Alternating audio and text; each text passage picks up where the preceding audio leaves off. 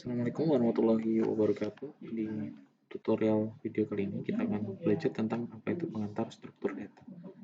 Ada dua konsep bahasan yang akan kita pelajari terkait dengan struktur data. Yang pertama adalah konsep data itu sendiri dan juga apa itu struktur data. Oke, yang pertama kita pahami dulu apa itu konsep dari sebuah data. Secara definitif, data merupakan penggambaran fakta, pengertian instruksi yang dapat disampaikan dan diolah oleh manusia atau mesin. Nah, ketika kita berbicara data, saat ini eranya memang semua sudah by data. Apa sekarang sudah menjadi sebuah hal ketika data itu menjadi sesuatu yang penting dalam kehidupan kita. Sehingga ketika teman-teman mungkin mengetahui bagaimana pentingnya menjaga privasi data, bagaimana tentang data pribadi yang bisa dimanfaatkan oleh pihak yang tidak berkepentingan, itu menjadi concern utama di mana sebuah data itu memang menjadi penting saat ini. Nah, ketika kita berbicara dari konseptual data itu sendiri, apa sih sebenarnya data? Konsepnya adalah seperti ini. Data itu dapat diambil atau secara mudahnya analoginya adalah kumpulan dari sebuah fakta-fakta. Jadi fakta-fakta yang ada itu akan membentuk sebuah data. Misalkan fakta bahwa Andi berjenis kelamin laki-laki. Andi berusia 23 tahun. Andi alamatnya ada di Bantul.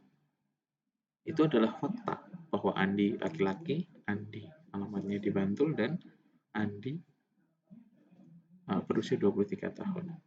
Nah, ketika fakta-fakta itu berkumpul atau menjadi sebuah tumpukan atau menjadi kolektif, itu akan membentuk sebuah data. Misalkan data penduduk. Data penduduk ada nama, ada data kependudukan ya, ada nama, ada jenis kelamin, ada juga alamat.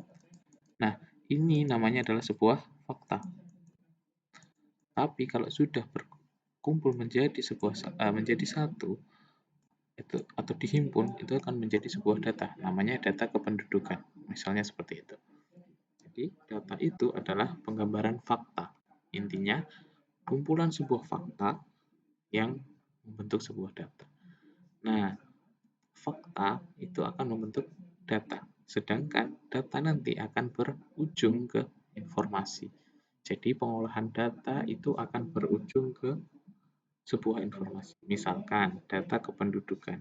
Data kependudukan tidak akan memiliki impact yang lebih signifikan atau tidak dilakukan pengolahan.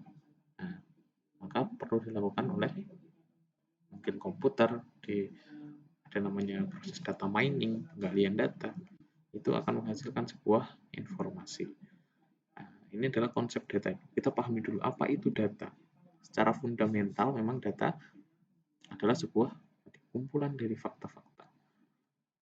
Nah, data ini masih bisa dieksplor lagi menjadi sebuah informasi ketika dilakukan pengolahan secara benar. Bagaimana contohnya? Misalkan ketika sebuah data kependudukan, ada lagi data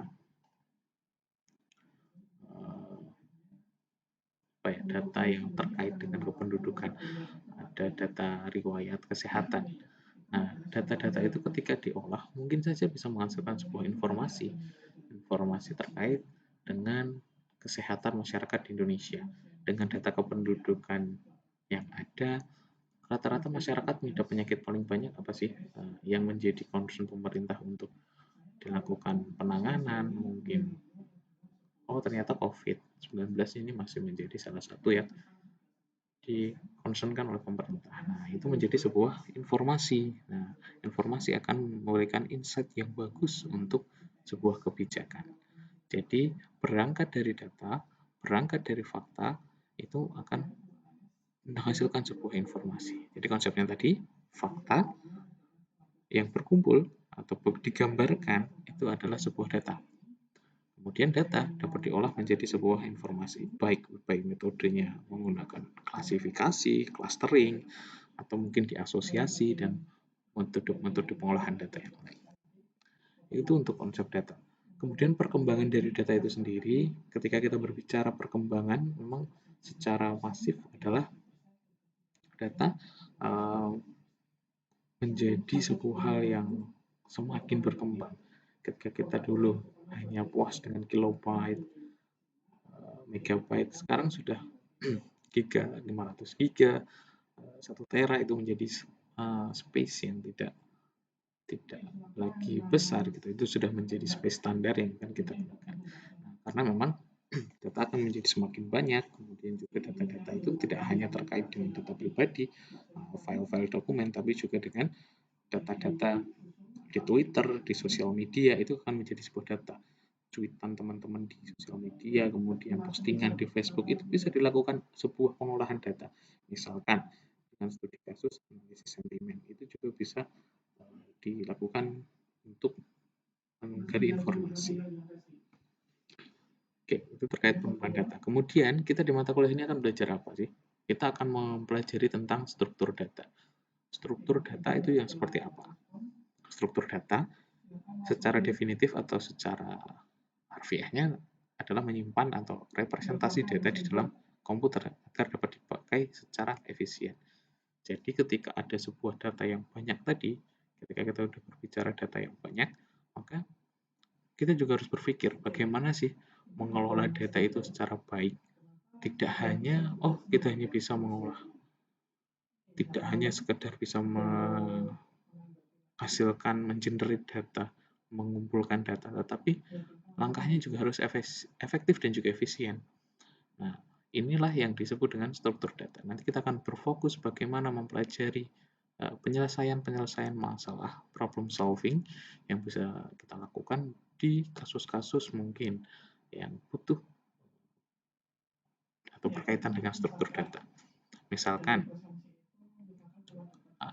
teman-teman kan juga mendapatkan mata kuliah algoritma pemrograman ya. Nah, di situ dengan bantuan algoritma, itu nanti akan lebih memudahkan penyelesaian. Jadi algoritma kemarin adalah langkah-langkah logis yang dilakukan untuk menyelesaikan sebuah permasalahan. Nah, begitu juga struktur data, nanti kita akan bagaimana menyelesaikan sebuah masalah, tapi secara lebih efektif dan juga efisien. Jadi kuncinya adalah efektivitas dan efisiensi ketika kita menggunakan sebuah struktur data. Jadi kita akan mempelajari bagaimana metode-metode atau teknik-teknik algoritma yang kita bisa gunakan untuk mengefektifkan dan juga mengefisienkan penggunaan yang akan kita lakukan terhadap sebuah data. Contohnya, ini ada sebuah program pencarian rute terdekat di suatu kota. Misalkan ada sebuah peta, ada titik A sampai H. Masing-masing ada didefinisikan jaraknya dengan satuan meter. A ke B 330 meter, A ke F 690 meter, B ke C 250 meter, dan seterusnya sampai G ke H 95 meter. Kemudian diasumsikan semua jalan adalah dua arah, jadi tidak ada yang satu arah. Bagaimana sih cara menyimpan data peta tersebut di memori? Solusinya, yang pertama, kita bisa susun itu dalam array 2 dimensi. Apa sih array? Nah, itu nanti akan kita belajar lebih lanjut. Itu ada materinya sendiri. Nanti ini sebagai penggambaran saja, sebagai introduction ke teman-teman. Dengan penyelesaian kasus yang ada secara real atau problem yang ada di kehidupan, itu kita bisa selesaikan menggunakan struktur data ataupun dengan algoritma-algoritma yang ada di komputasi atau komputer. Jadi, misalkan tadi dengan kita mencari rute terdekat dari kota A ke B atau A ke F atau A ke H dan seterusnya, itu kita bisa gunakan metode ini. Solusi pertama kita susun dalam sebuah array 2 dimensi. A ke B 330, kita masukkan ya. A ke F 690, di sini A ke B 330, A ke F 690, B ke A juga dimasukkan, dan seterusnya. Berarti sama ya, B ke A 130, B ke C 250, PKE 280, kita masukkan semua data yang ada di sini ke dalam sebuah tabel. Tabel ini array 2 dimensi. Array itu ada 1 dimensi, ada 2 dimensi, ada array multidimensi. Nah, di sini teman-teman bisa lihat 2 dimensi itu berarti karena ada satu, ada kolom, ada kolom, ada baris. Itu adalah sebuah gambaran dari array 2 dimensi. Nah, di sini karena H ke C, itu misalkan ya, H ke D itu adalah 203 meter, maka H, D yang berpotongan kita isi dengan 203 meter. Itu yang namanya solusi penyelesaian menggunakan array 2 dimensi. Kemudian, bagaimana kalau persimpangan yang ada itu 10.000 persimpangan? Masalah yang muncul, butuh matriks yang besar untuk mengakibatkan kebutuhan memori yang besar juga untuk menampung datanya. Kemudian metrik yang terbentuk otomatis akan semakin banyak karena ada 10.000 persimpangan, ada 10.000 data yang akan kita matchkan dari misalkan A ke B, B ke C, D ke E, dan seterusnya. Jadi nanti akan berisi 0 atau banyak yang terbuang. Artinya memorinya memang akan menjadi boros karena ada banyak range data yang kita perlukan. Solusi yang kedua, kita bisa menggunakan array satu dimensi yang setiap elemennya memiliki linked list. Nah, apa itu nanti jangan menjadi ini dulu ya teman-teman, jangan menjadi terlebih dahulu, tapi intinya kita ini gambaran nih. Kita akan belajar ini di mata kuliah ini. Jadi misalkan linked list kita A, B 330, 330, A ke F ini 650. Jadi fungsinya ini array-nya. Kalau tadi 2 dimensi, berarti ada kolom dan ada baris, maka ketika array seperti ini, dia hanya ada hanya ada kolom ya. Hanya ada kolom, kemudian di linked list-kan. Jadi nanti isinya adalah setiap elemen berisi titik A ke B itu F. Yang berhubungan dengan A ternyata ada titik B dan titik F. Yang berhubungan dengan B dari titik A, titik C, dan titik E. Yang berhubungan dengan C ada titik B dan titik D, dan seterusnya. Itu kita masukkan ke dalam linked list. Ini adalah salah satu cara juga yang bisa kita gunakan untuk menyelesaikan problem dari rute tersebut. Kemudian solusi 2 mungkin akan menjadi solusi yang dapat dipertimbangkan, tetapi dengan struktur data yang seperti tadi, maka dibutuhkan pendekatan algoritma khusus dalam pembuatan strukturnya, penyimpanannya, penambahannya, penelusuran, penghapusan, dan pencarian. Jadi mungkin dari pertimbangan kita bisa menggunakan linked list atau dengan array itu untuk menyelesaikan problem rute tadi. Kemudian ada tree. Tree adalah struktur pohon yang kita bisa gunakan. Jadi bagaimana cara kita menyimpan sebuah struktur keanggotaan di MLM atau multi-level marketing? Contohnya level 1 adalah A, level 2 B, C, D, level 3 E, F, sampai H. Nah, dari sini nanti teman-teman bisa berjenjang ya. Misalkan di sini kan ada manager, ada supervisor, ada mungkin pelaksana teknis dan yang lainnya. Nah, ini ada kita bisa gunakan untuk menggunakan konsep tree. Atau kalau dalam sebuah algoritma ada ketika menghasilkan keputusan adalah decision tree. Jadi sebuah pohon keputusan. Nah, itu nanti juga bisa. Kalau menggunakan tree seperti ini, tree graph, maka berarti dia akan menyimpan strukturnya secara berjenjang. Kemudian, bagaimana cara menyimpan data antrian dalam sebuah bank? Mungkin teman-teman sudah sering datang ke pelayanan masyarakat, mungkin dari bank, mungkin di kecamatan, di kelurahan, itu menggunakan sistem antrian.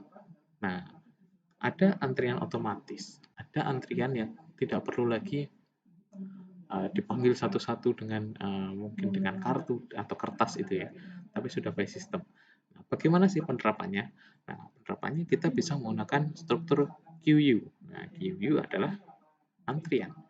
Jadi, antrian 1, 2, 3, 4 akan diproses sesuai urutan. Biasanya dengan konsep FIFO, first in, first out. Siapa yang datang duluan, dia akan yang dilayani. Oke, jadi itulah gambaran-gambaran dari struktur data yang akan kita pelajari. Jadi, nanti teman-teman akan menyelesaikan masalah itu secara efektif. Oh, kalau tadi menyelesaikan rute, kita bisa pakai array. Baik array 2 dimensi ataupun array 1 dimensi yang dikombinasikan dengan linked list. Nah, dari hal tersebut nanti kita bisa gunakan untuk yang paling tepat dan paling efektif untuk menyelesaikan masalah tersebut. Jadi gambaran secara garis besarnya, globalnya adalah bagaimana kita menyelesaikan problem-problem itu menggunakan konsep struktur data. Jadi mencari keefektifan dan keefisien. Oke, mungkin seperti itu tutorial kali ini. Semoga dapat dipahami dan menjadi sesuatu yang baru bagi teman-teman, menjadi ilmu yang bermanfaat.